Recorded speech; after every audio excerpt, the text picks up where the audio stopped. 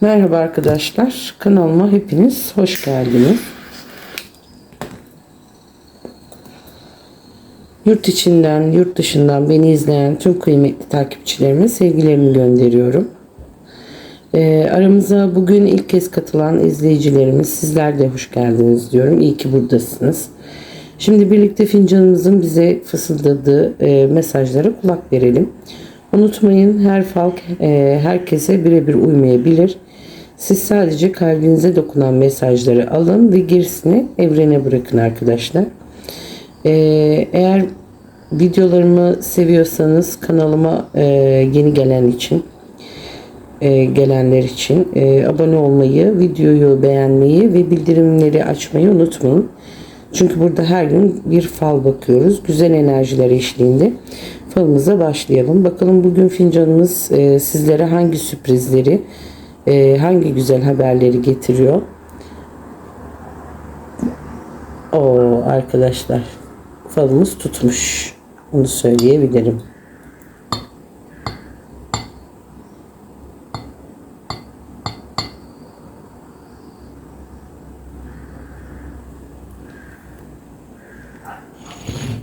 Evet. Şimdi öncelikli olarak bir göz gezdirmek istiyorum.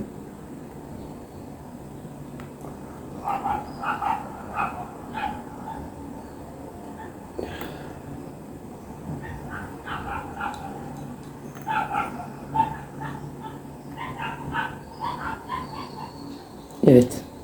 Şimdi fincanın dip kısmıyla başlamak istiyorum. Fincanın dip kısmında arkadaşlar telvelerin oldukça güzel bir şekilde dağıldığını görüyorum. Bu sıkıntıların yavaşça dağılacağına ve önünüzde daha ferah bir dönemin başlayacağına işaret. Tam orta kısmında ise bakın şöyle bir yürek kabarması gibi bir nokta görüyorum. Yürek koplaması da diyebiliriz buna. Çok yakın zamanda size heyecanlandıracak bir haber, beklenmedik bir gelişme ya da kalbinizi hızla attıracak bir karşılaşma diyoruz buna. Özellikle duygusal konularda içinizi kıpır kıpır edecek, sizi hem şaşırtacak hem de sevindirecek bir enerji var burada. Şimdi bu kalabalık aynı zamanda uzun zamandır beklenen bir dileğin hareketlenmeye başladığını gösteriyor. Şimdi kalbinize taşıdığınız bir konu artık yerinde saymıyor. Adım adım sonuçlanmaya doğru gidiyor. Şimdi burada bu kalabalığın içerisinde, yalnız burada adeta çepeçevreleyen bir kalabalık gördüm. Bu görüntü sosyal bir ortama girmeye, kalabalık bir buluşmaya, aile içinde ya da iş hayatında hareketli bir dönemi işaret ediyor. Etrafınızda birçok insanın olduğu, adınızın konuşulduğu bir süreç bu. Fakat bu kalabalığın içinde belirginleşen büyük patlak gözler de görüyorum arkadaşlar. Bunlar da yine bakın şu diplerde, bunlar da yine arkadaşlar çok fazla üzerinizde göz olduğunu gösteriyor. Sizi uzaktan takip eden, yaptıklarınızı merak eden ya da nazar enerjisi taşıyan kişiler olabilir. Bu yüzden enerjinizi korumanız ve her planlarınızı herkesle paylaşmamanız gerektiğini söyleyebilirim. Bunda fayda var. Şimdi burada çok belirgin ben harfi aldım. Yani asıl asıl 3 rakamı çok belirgin arkadaşlar. Bir sürü yerde dikkatimi çekti. Bu bakın 3, 33 gibi, yani 3 arka arkaya bir 3. Ondan sonra harfi var. Harfi de belirgin arkadaşlar. Ve bir 7 var. Yani rakam ve şimdi bu 3 arka arkaya çıkmış.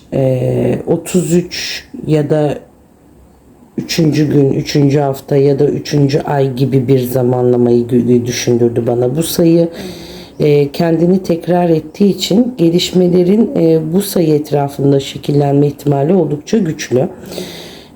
Yakında bir de 7 rakamı dedik. 7 ise genellikle şansın, kısmetin ve hayırlı sonuçların sembolü olarak yorumluyorum ben. Görünen o ki hem 3 hem de 7 sayısının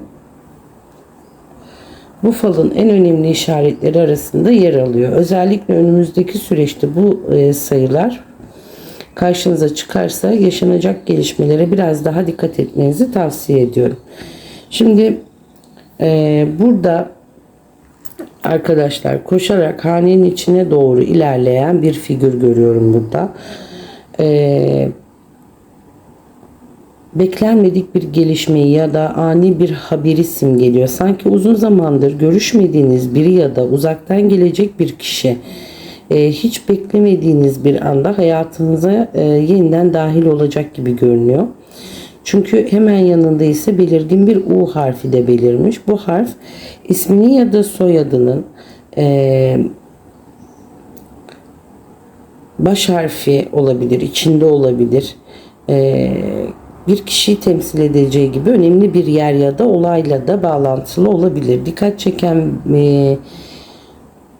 bu kişinin, dikkatimi çeken şey bu kişinin doğrudan kalabalık bir ortamın içine girmesi. Yani fincanın ağız kısmından tamamen kalabalığın içine doğru koşar adımlarla sanki ilerliyor. Yani bu yapılacak bir buluşmayı, misafirli bir ortamı, kutlamayı ya da birçok insanın bir araya geleceği hayırlı bir gelişme işaret ediyor. Şimdi dışarıdan gelecek bir kişi bulunduğu ortama hareket ve canlılık katacak gibi görünüyor arkadaşlar. Hem ani bir geliş, hem kalabalık bir buluşma, hem de güzel haberlerle bağlantılı güçlü bir enerji burada var. Bakalım bu gelişme kimin hayatında en güzel şekilde karşısında çıkacak. Şimdi yine burada koşan kişinin hemen yan tarafında ağzını kocaman açmış bir yavru kuş yuvada, hani annesinin beslemesini bekler ya arkadaşlar, aynı öyle ağzını sonuna kadar açmış, sanki annesinden gelecek lokmayı ya da haberi bekliyor. Anne kuş görünmüyor ama yavrunun bu bekleyişi çok dikkat çekiyor bende. Beklenen haberin, sevindirici bir mesajın veya güzel bir kısmetin çok yakın olduğuna işaret bu. Anne kuşun henüz görünmemesi ise biraz sabır gerektirdiğini söylüyor. Yani gelecek olan destek, haber ya da fırsat yolda. Henüz tam olarak ulaşmamış ama enerjisi fincana düşmüş arkadaşlar. Şimdi aynı zamanda korunup kollanacak yeni bir başlangıcı da anlatıyor. Yani yeni bir iş, yeni bir teklif, aileyle ilgili sevindirici bir gelişme ya da emek verdiğiniz bir konunun büyüyüp olgunlaşması söz konusu. Biraz daha sabır gösterildiğinde bu bekleyişin sonunda yüzünüzü güldürebilir, hayırlı bir gelişme görünüyor bu yavru kuşla birlikte. Şimdi burada sanki bir dağ gibi ama daha çok bir çadır gibi geçici bir süreci, sabırla beklenen bir dönemi ve sonunda kurulacak yeni bir düzeni anlatıyor bana. Şimdi bu çadırın hemen önünde oturmuş bir kişi var. Önündeki bir işle ilgileniyor.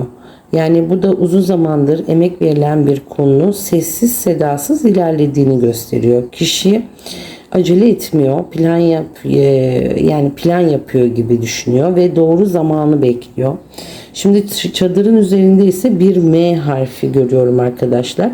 Bu M harfi isminin ya da soyadının bir baş harfi olan bir kişiyi temsil edeceği gibi yaşanacak önemli bir olayında bu harfle bağlantılı olabileceğini gösteriyor.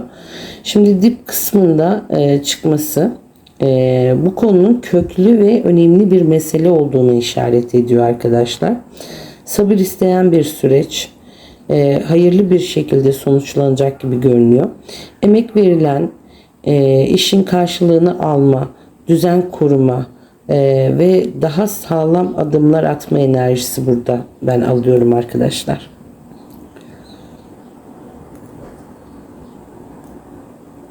Şimdi burada adeta bakın şu fincanın iç kısmında birbirine çok yakın duran, adeta iç içe geçmiş iki tane yüz görüyorum. Gözleri belirgin ve sanki birbirine odaklanmış durumdalar. İki kişi arasında güçlü bir bağın, önemli bir yüz yüze görüşmenin ya da daha uzun zamandır konuşulmayı beklenen bir konunun habercisi bu. Şimdi yüzlerin bu kadar iç içe olması aradaki bağın oldukça kuvvetli olduğunu gösteriyor. Bu kişiler sevgili olabilir, eş olabilir, aile bireyi olabilir, yakın dost ya da ortak bir konuda buluşulacak iki insan olabilir. Aralarında yapılacak samimi bir konuşma var. Şimdi burada yanlış anlaşılmaların giderilmesine ve ilişkilerin daha da güçlenmesine vesile olabilir bu. Şimdi gözlerin belirgin, birbirinizi daha iyi anladığınız, bazı gerçeklerin açığa çıkacağı ve gözlerden kaçan detayların fark edileceği bir döneme işaret bu. Kısacası burada iletişimin güçleneceği, kalpten kalbe kurulacak önemli bir bağ ve hayırlı bir yüz yüze buluşma enerjisi diyorum ben buraya arkadaşlar. Yani fincanımız gayet güzel çıktı şimdiye kadar da yine. Ve hemen şurada arkadaşlar bir Yusufçuk kuşu görüyorum adeta. Bu da fal dilinde sıkıntılı bir sürecin ardından ferahlamaya, beklenen bir gelişmenin hayırlı şekilde sonuçlanmasına, sabrın karşılığını almaya işaret ediyor. Yani zor görünen bir konu yavaş yavaş aydınlığa çıkıyor burada. Şimdi fincanın ağız kısmına doğru ilerleyen bir de deniz kızı arkadaşlar görüyorum. Bu deniz kızı yine fincanın ağız kısmına doğru ilerliyor şuradan. Şimdi sıkıntılı bir sürecin ardından ferahlama arkadaşlar. Şimdi dipten ağız kısmına doğru dimdik yükselen bu sembol sezgilerin, yani deniz kızı sezgilerin güçlenmesi, duygusal konularda önemli bir gelişmeyi, kısmet enerjisinin yükselişini anlatıyor. Dipten yukarı doğru ilerlemesi bu gelişmenin adım adım size yaklaşmakta olduğunu gösteriyor. Şimdi burada deniz kızıyla bağlantılı olarak belirgin bir yüz görüyorum hemen yanında arkadaşlar. Şurada.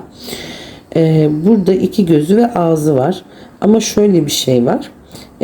Bu kişinin dudakları oldukça kalın duruyor. Sanki deniz kızına doğru yaklaşarak onunla kucaklaşmak istiyor. Bu bir görüntü oluşturmuş ve beyaz bir süliyet bu.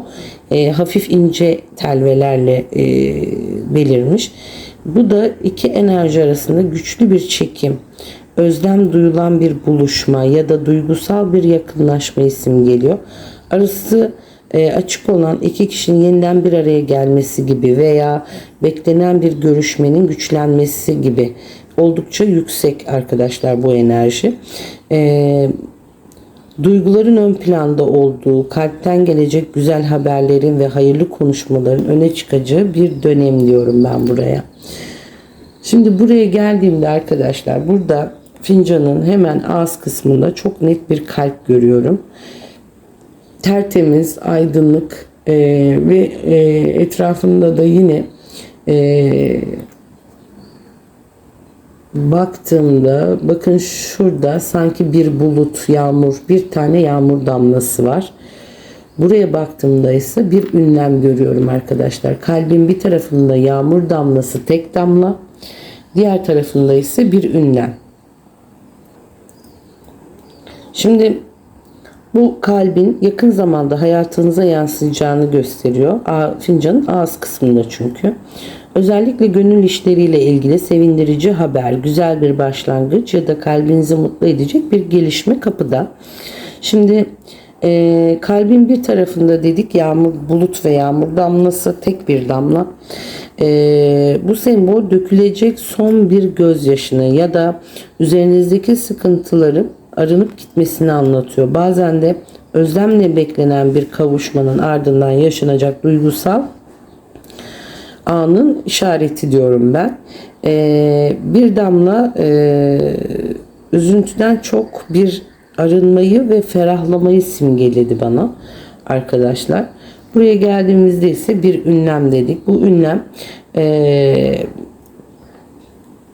beklenmedik bir gelişmeyi, ani bir habere ya da sizi şaşırtacak önemli bir olaya dikkat çekiyor. Evren adeta buraya dikkat diyor. Yağmur damlasının ve ünlem işaretinin aynı bölgede bir arada olması duygusal hayatınızla ilgili önemli bir dönüm noktasını işaret ediyor. Yakın zamanda hem kalbinizi heyecanlandıracak hem de sizi şaşırtacak güzel bir gelişme yaşanabilir diyoruz.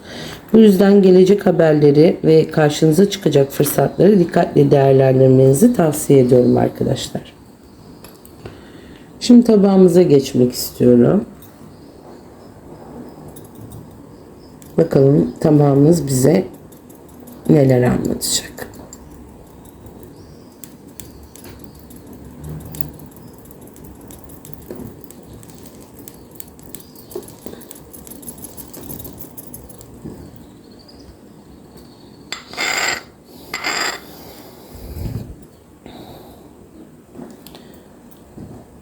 Şimdi tabağımızda arkadaşlar şurada çok belirgin bir kalp görüyorum.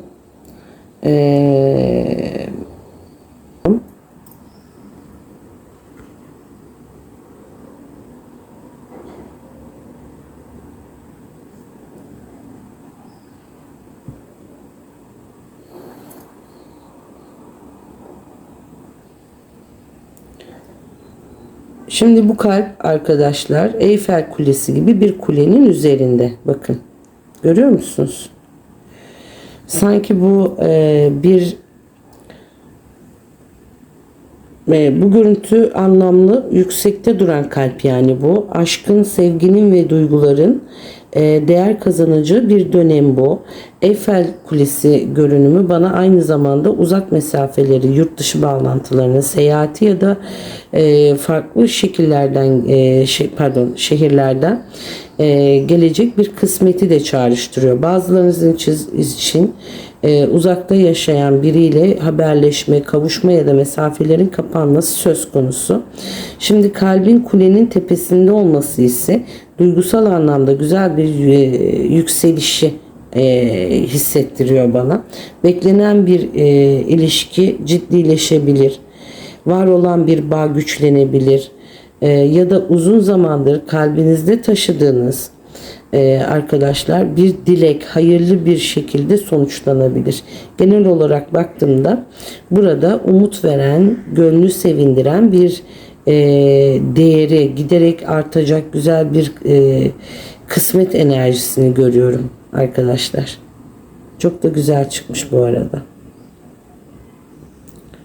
Şimdi yine burada benim iki kişi dikkatimi çekiyor ve bunlar kafa kafaya vermişler ve üzerlerinde de bir uçan balon görüyorum arkadaşlar. Şimdi bu iki kişinin kafa kafaya vermiş olması önemli bir konuşmayı, fikir alışverişini ve ortak alınacak bir kararı simgeliyor. Bu iki kişi birbirine güveniyor ve aynı hedef doğrultusunda hareket ediyor gibi duruyor. Tam üzerinde ise uçan balon. Bu sembol umutların yükselmesini, sevindirici bir haberi, dileklerin yavaş yavaş gerçekleşmeye başlamasını anlatıyor. Şimdi aynı zamanda beklenmedik bir davet, kutlama ya da sizi mutlu edecek güzel bir gelişmeye de işaret bu. Şimdi iki kişinin birlikte olması ve uçan balonun üzerlerinde belirmesi bir konuşmanın sonunda yüklerin hafifleyeceği ve içinizi ferahlatacak bir sonuca ulaşılacağını gösteriyor. Özellikle gönül işleri, aile konuları ya da işle ilgili ortak bir karar varsa bunun hayırlı bir şekilde netleşme ihtimali oldukça güçlü. Şimdi burada yine arkadaşlar bakın bir ok işareti ve şuradaki kişiye doğru bu ok işareti ve yukarıya doğru gösteriyor. Görüyor musunuz? Bu tarafı gösteriyor. Sanki bir şeyin üzerinde bu tarafa doğru bir ok işareti var. Bu da çok büyük, belirgin bir ok işareti ve fincanın sanki içini işaret ediyor. Tabağımızın iç kısmını ya da üst kısmını. Burada arkadaşlar hedefe odaklanmanızı, doğru yöne ilerlemeyi ve kaderin sizi önemli bir gelişmeye yönlendirdiğini anlatıyor. Şimdi okun bu kadar büyük ve belirgin ve net çıkması tesadüf değil. Sanki işte dikkat etmeniz gereken konu burada der gibi enerjisini tek bir noktaya topluyor ve söylediği yerde de bir hareket enerjisi var arkadaşlar. Burada bir kalabalık duruyor, görüyorsunuz. Bir kalabalık var burada. Bu tek bir noktaya topluyor sizin dikkatinizi. Bu da yakın zamanda karşınıza çıkacak önemli bir fırsata, habere ya da kişiye dikkat etmeniz gerektiğini gösteriyor. Şimdi iç kısmını işaret etmesi yaşanacak gelişmelerin, okun işareti çok uzak olmadığını, aksine oldukça yakın bir zamanda netlik kazanacağını anlatıyor. Özellikle karar vermekte zorlandığınız bir konu varsa önünüze çıkacak bir işaret ya da alacağınız bir haber size yolu gösterecek, doğru yolu gösterecek. Yönünüzün açıldığını, hedeflerinize doğru emin adımlarla ilerlemeniz gerektiğini ve kaderin sizi hayırlı bir sonuca doğru yönlendirdiğini söylüyor arkadaşlar. Şimdi burada tek bir tüy de görüyorum arkadaşlar. Bakın tek bir kuş tüyü bu canlarım. Şimdi bu oldukça güzel ve zarif göründü bana. Güzel bir enerjisi var. Hafiflemeyi, üzerinizdeki yüklerin yavaş yavaş kalkmasını ve gönlünüzü ferahlatacak haberler diyorum. Tek bir tüy olarak çıkmış olması ise size özel gelecek bir mesajı, ince ama etkisi büyük olacak bir gelişmeyi işaret ediyor. Bazen hiç beklemediğiniz birinden gelecek bir haber, bazen de içinizi ferahlatacak güzel bir sonuç diyorum ben buna.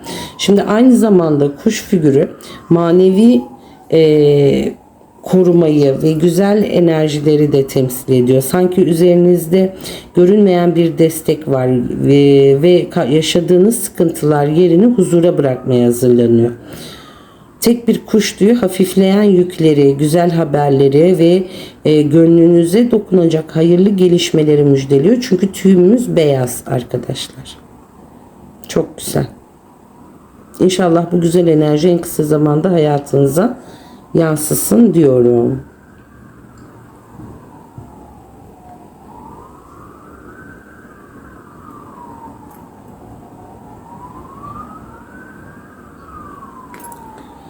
Şimdi buraya bak, şöyle diyeyim arkadaşlar. Burada dev bir kuş görüyorum. Görüyor musunuz siz de? Bakın kanatları. Bu kanadı daha büyük. Burada dev bir kuş hanenin içine geliyor arkadaşlar. Taban yolundan çıkmış ve üzerinde iki kısmetle birlikte geliyor. Aynı zamanda. Başının üstünde bakın iki tane de kısmet var. Bu kuş hanenin içine dev bir kuş olarak geliyor arkadaşlar. Yalnız bu müjdeli haberleri, güzel gelişmeleri, hayırlı kısmetleri getiriyor size. Bu kadar büyük çıkması ise gelecek haberlerin ya da kısmetin etkisinin de büyük olacağını gösteriyor. Şimdi iki kısmet, bu da peş peşe gelecek iki güzel fırsata, iki sevindirici habere ya da biri maddi diğeri manevi olmak üzere iki önemli gelişme işaret ediyor. Beklediğiniz bir haber varsa bunun yanında sizi mutlu edecek ikinci bir sürpriz de olabilir. Hanenin içine doğru giriyor çünkü. Güzelliklerin yalnızca sizin değil, evinizi ve ailenizi de sevindireceğini anlatıyor. Haneye gelecek bereket, huzur ve mutluluk enerjisi oldukça güçlü arkadaşlar. Burada kapınızı çalacak çok hayırlı bir haber ve beraberinde iki büyük kısmet görünüyor. İnşallah bu güzel gelişmeler hanenize bolluk, bereket ve mutluluk getirsin diyeceğim.